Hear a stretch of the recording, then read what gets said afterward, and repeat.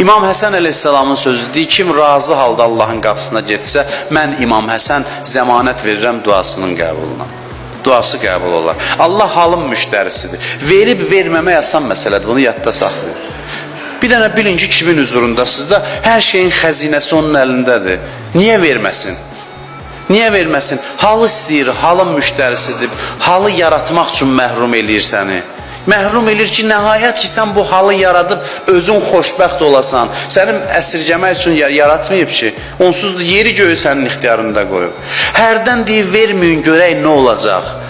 Halı nə olacaq? O haldır mühüm. Verməyəndə də deyəsən, sən mənim Rəbbimsən. Az verməmsən ki, bunu istəmirsən, vermə. Onda deyir, bəs deyil, bunu istəyirdim. Hacətini verin ona. Biz amma deyir, bədbəxtəm, biçarəyəm, bu nə işdir başıma açmırsan, Allahla dava dilində dua edirik. Belə şəkil. Onda da bəzən verir ki, verin səsi kəsilsin, səsindən zəhləm gedir. Acığım gəlir.